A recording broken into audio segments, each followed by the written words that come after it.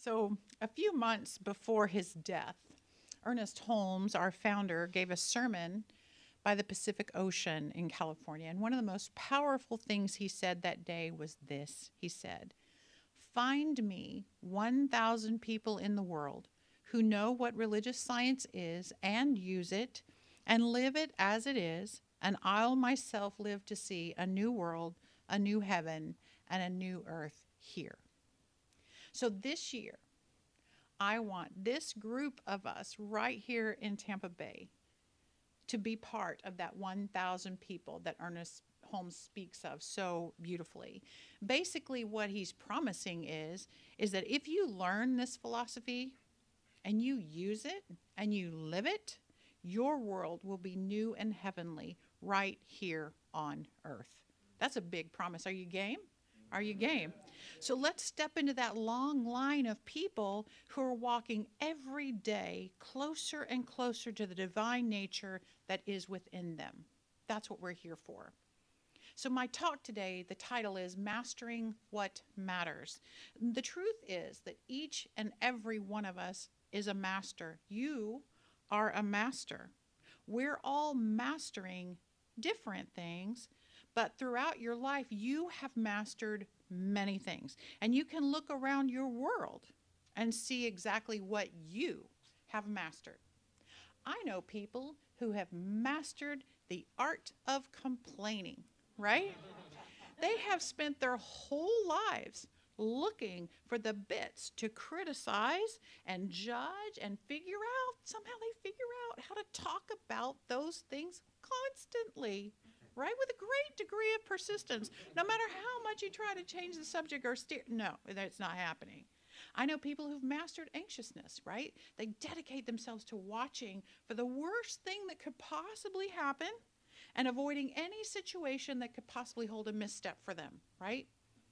But I also know people who have mastered gratitude. You know, the most common words out of their mouth are thank you, right?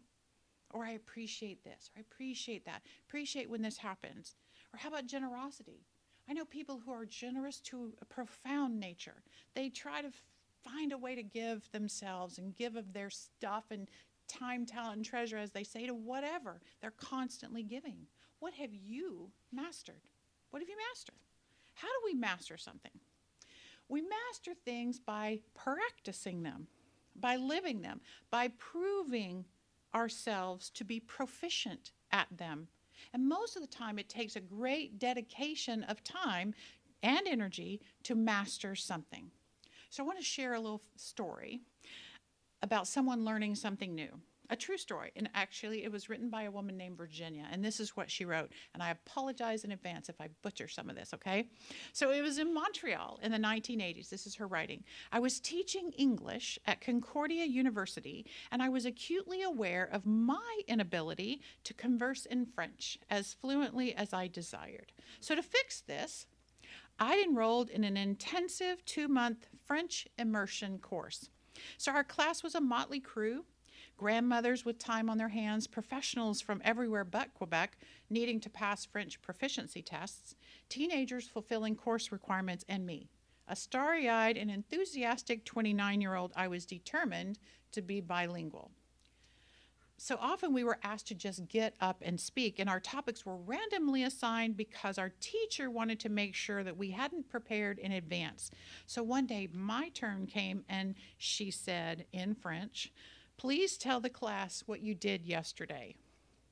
So I'd made jam the previous evening, but what was the word for jam in Francois? You know, in English, we refer to the spread as preserves. So I tried to turn that into something that at least sounded French. Here j'ai fait des préservatifs. Yesterday I made jam. At least I hope that's what I had said. The class giggled, as is Patty. The class giggled. The Korean businessman in the green suit literally covered his mouth with his hands, and pleased that my first jab had been successful, I continued in my best French. I went on and said, I'm not going to try it in French. She said, I made jam from strawberries, raspberries, and blueberries, and I gave some to my mother and my mother-in-law to taste. Or so I thought, that's what I said. Now the teacher was actually laughing, not giggling, not a chuckle, but a full-throated laugh. Surely, she said, you know that a preservative is a condom. Hum- Humiliated, I sat down, and to this day, I have never forgotten the French word for condom. Virginia Fisher, yeah. So, this woman's story illustrates some of the fun you can have mastering something new. But think about it. Think about something you would wish to master. Maybe it would be a new language or a musical instrument or a new skill on the computer or a sport. What steps would you take toward your mastery? On that road, what are the steps? The first step is to identify something that is worthy of your time. The trick is to find a thing or a skill that actually inspires you, because it's going to take a while to get there to mastery. Perhaps it would be something that would give meaning to your day or bring many hours of joy or entertainment or serenity or connection or whatever with new people. Maybe that's what it would be. So Virginia, in our story, wanted to speak more fluently in French to her English learning students. So she was inspired to master this new language. Then she had to research a way to learn it, right? Most people, when they want to up-level their curiosity and begin to research new avenues to explore, most of the time they get on the internet, right? Heather pointed that out in her talk last week. The internet is perfect for curiosity. Maybe they Google the other masters of the subject or places where one could learn about what they want to learn about, or groups with whom to explore this new activity or thing. Maybe they go to the library or bookstore to find some more intense reading material, to watch documentaries. They're going to find a source for information. But eventually, in order to master something, you've got to get off the computer, out of the books, and you must practice. You must practice. You must be willing to go through the awkward steps that Virginia was willing to go to gain proficiency through failure and missteps, just like Virginia, right? You have to continue on even if you hit a sour note, or even if you speak incorrect words when others are fluent and giggle at you, right? You must take your attempts down, build them up, and take them down, and start over several times before you get it right. And if you stick with the practice stage long enough, you will enter the next phase, which is living it, okay? So there's really no magic line that you cross when you shift from practicing to actually living what you have mastered or are mastering. But one thing happens in the mastery stage is that your identity shifts to being one of those people. If it's a language you've mastered, you are identified as a bilingual person. And I really hope that happened to Virginia eventually. If it is an instrument you have mastered, what are you? You are identified as a cellist or a flautist or a pianist or whatever. If it's a personality trait, you become known. Other people know you as a generous person or a philanthropist or a positive person. It's your identity, and other people see you as that. And then what usually happens after you've mastered a thing is that you begin to teach it to others. Almost always, when you cross over into mastery, you start teaching. Your living of a thing influences other people to follow your path, to emulate your qualities, or to reflect back to you what you have become. The people around you start picking up the phrases you say, or appreciating the same type of music, or trying that sport too, or at least know how to keep the score, right? Masters are like that. They teach. Find it, explore it, learn it, practice it, live it, and teach it. That's how you master anything. The question is, what have you mastered? What have you mastered?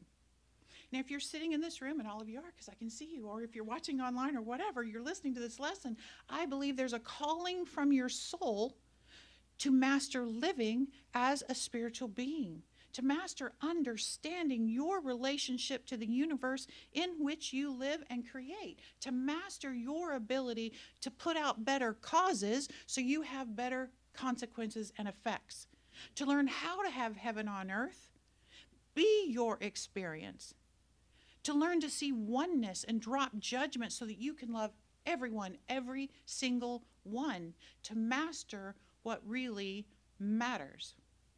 And you've already done the first 2 steps, right? You found something that sparked your interest. It sparked your interest enough to get out on this very cold morning and come here, right? Maybe you said, I want to be happier, and you Googled spirituality in Tampa. Maybe you said, I got to stay sober and connected to my higher power, so where can I do that? Or like I did, maybe you were reading Wayne Dyer or Eckhart Tolle or Marianne Williamson or whoever, or watching Oprah and say, I need to understand what they're talking about. I had to learn more about this thing called spirituality. Or maybe you asked your friend, how do you stay so positive? And they mentioned a spiritual center over on Columbus Drive, and here you are. And this year, you're going to have the opportunity to practice and learn. You get to join others here who are on different levels of practicing this way of living. Some of you are brand new. We're having a session after the service. For those of you who are rather new to the center, you're hearing about this different way of looking at God and realizing that it doesn't matter what name you call it. You're hearing a different way of praying for the first time, where we're not begging for anything. We're affirming that life is good, claiming our good, realizing that you're not a worthless sinner. You're a divine creature of God, holy in every way.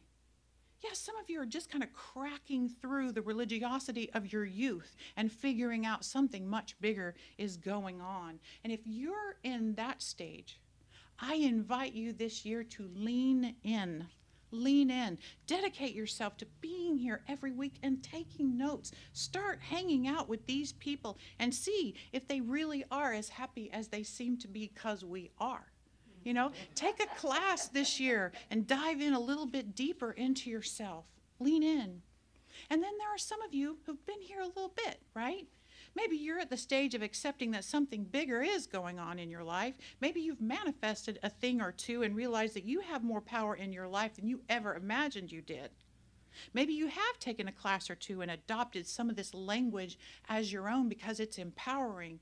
You probably have a friend or two in the room this morning because being around these positive people does make a difference. You feel better about your life. And if you're in this stage, my invitation to you this year is to dive deeper. Dive deeper. Truly dedicate yourself to a daily spiritual practice, a morning quiet time, or a sacred cup of coffee to give yourself a moment to set an intention for the day. To wake up and get curious. Or maybe it's a nighttime gratitude or forgiveness ritual practice. Maybe it's time to do a session with me or a practitioner to really start uncovering what blocks my love, what fear is running my life. Maybe it's time to get more involved in the community. Dive deeper, dive deeper. And then there are some of you in the room who are already living the science of mind. You're a longtime member and practitioner perhaps. You've taken some classes. You're on a first day basis with Uncle Ernie, as in Ernest Holmes, right? You already are known. You're already known for your spiritual walk with your friends, your family. They know who you are. And my invitation to that group this year is to teach and model. Teach and model by example. Welcome our newcomers. Let them know you could answer a question or two if they have it. Consider the next level of your mastery. What could that look like? Maybe it would be to lead a study group in your home based on the magazine as your guide each week, or show up for the social and educational offerings here, not because you need it, but because other people need your example, need to see you be the master that you are.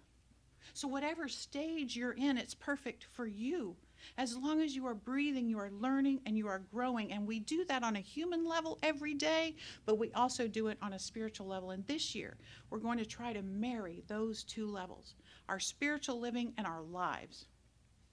We're going to look at our very human lives from a spiritual perspective. We're going to think about what we were taught about all these different parts of our lives, and we're going to get curious about whether the things we were taught are actually true or not. And we may decide to drop some practices that we have spent our entire lives practicing and mastering. We're going to look at spiritual principles and how they apply to the world that we live in, our family, our homes, our jobs, our lives, our finances, our community. We're going to look at all of that Because guess what? You are living in all of those areas of your life as a human being, but also as a spiritual being. And this year is about actually changing your life for the better. It's time to start proving what you are learning. And how do you prove something? How do you prove something? You do it by experiments, right? I often refer to life as a classroom, and that the people around us are our lab partners, right? They are standing at the chemistry table with us. Have you ever done a big science project or experiment? You know, when my daughter was in the 4th grade, she was required to enter the science fair in her school. Now, I went to a very rural country school in North Florida. I never was required to do anything as such, and I can't even imagine that we really had much of a science budget in that little school, but that's beside the point. But Kelsey had to come up with an idea and set about proving whether or not it was true. Now, if you know Kelsey, if you heard me talk about her a little bit, you should know that she would never, ever, ever, ever conduct a normal science fair project. That would be boring, and she had to do an experiment that would be fun. So her theory was, drum roll please, her theory was Orville Redenbacher popcorn would produce fewer dead kernels than the cheaper brands of microwave popcorn. Do you have any idea how many bags of microwave popcorn were popped in my home over the next 6 to 8 weeks? Do you have any idea who helped count the little dead kernels at the bottom of the bag? We ate store brand popcorn. We ate Jiffy Pop popcorn, movie theater popcorn, all the brands we could find, including Orville Redenbacher. And I wish I had a photo of you to show you this gigantic display. I actually called Sue Ann, her other mom, and said, do you have a picture of that for my talk? She goes, no, I don't. So, all right, wait, I don't have that. But the bottom line was that she proved the truth is you cannot depend on a single brand to deliver consistent results as to how many dead kernels are at the bottom of the bag.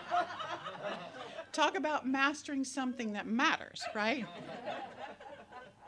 So back to science. Ernest Holmes called his textbook The Science of Mind, and the whole philosophy is called religious science.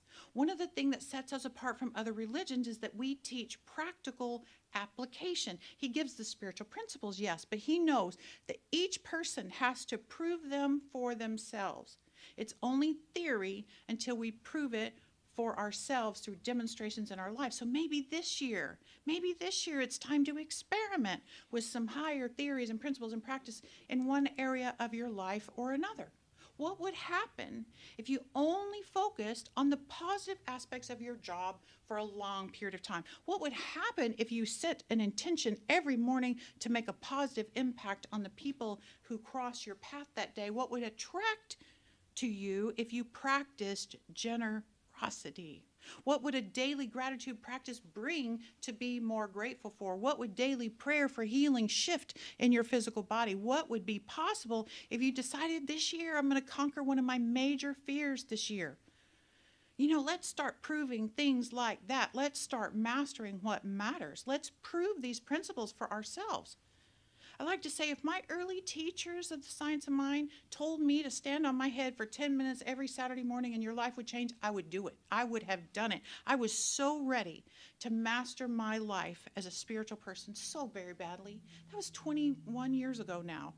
I wanted to have greater freedom. I wanted to have deeper fulfillment. I wanted more abundance, more joy, more love. I wanted to release my anger. Oh, I was so angry, y'all. I wanted to release that and my confusion and my resentment. I wanted all that to go away. My soul desired the freedom that came with forgiveness and the prosperity of all good things that came through gratitude. I wanted to master that. Ernest Holmes said, I would rather see a student of this science prove its principle than to have him repeat all the words of wisdom that have ever been uttered. Our entire philosophy is summed up often with this one phrase, change your thinking, change your life. And that phrase alone calls us to action, to practice, to proving what we're taught here. Change your thinking. Change your thinking, it changes your emotions. Change your emotions, it changes your beliefs. Change your beliefs, it changes your choices. And changing your choices, y'all, changes everything. Prove it. Master it. As I said, your life is a laboratory, a classroom, a practice hall, a field of possibility where you get to learn and prove this stuff. Master it every day. You're never going to understand fully the power of this until you practice it. unless you experiment and try it for yourself. No one can do it for you. You have to do it. 12-step groups transform lives because people actually work the steps. They take responsibility for their lives and they practice. And the same can be said for Science of Mind. It transforms our lives when we take responsibility for our own spiritual growth and healing and we practice, but we have to practice. In See No Stranger, Valerie Carr, I've quoted this book all month. She said, we become what we practice. What we practice. So over the course of the next 11 months, we'll have many opportunities to practice in the areas of the laboratories of our lives. And we're going to try various practical tools and prove spiritual principles. And over the next 11 months, we will also be learning about our relationship with something greater than ourselves. Let me talk about that for a moment. There is really only one thing to master in your life, only one. Your relationship with God. I don't care what you call it. I don't care what you call God, but master your relationship to it. It doesn't matter. You can call it God, Spirit, Universe, Allah, the Divine. It doesn't matter. One of my minister friends calls it the Big Sweetie. That power is within you. And at all times, we are mastering our relationship with that. And one of the assignments this year is to deepen your connection with that inner spirit. It's also the creative power of the universe. And as we look at each part of our lives this year, I invite you to explore, how do I strengthen my relationship with the divine in every area of my life?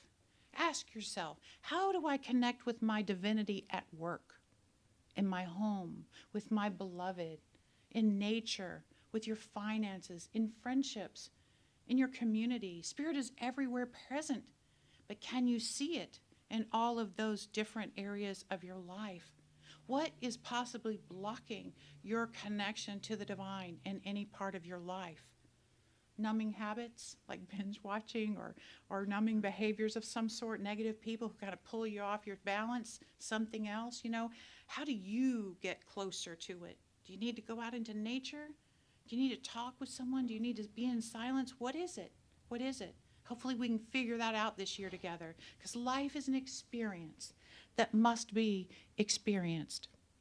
Our great experiment this year is to discover how approaching life with awe, curiosity, wonder, curious inquisitiveness transforms our experience of it. The possibilities are limitless. You are a master of something. This year, let's make ourselves masters of love and peace. Will you join me in prayer? Here is what I know. What I know is that there is a calling on each heart in this room to master their relationship with something bigger. And so I know for each and every one a clearing of that path, an inspiring idea of how to experiment with these principles to prove something for themselves. And I know that Spirit meets us in that place. As we put our foot out to take a step, the road rises to meet us in the direction that we intend to head. That's how life works. And so I know for each one a greater intuition of what is theirs to do, what is ours to master, and a great willingness to surrender anything unlike that to move towards transformation. I'm so thankful for this opportunity to teach and to lead and to pray with you. I am so thankful. And we affirm this truth together by saying, and so it is.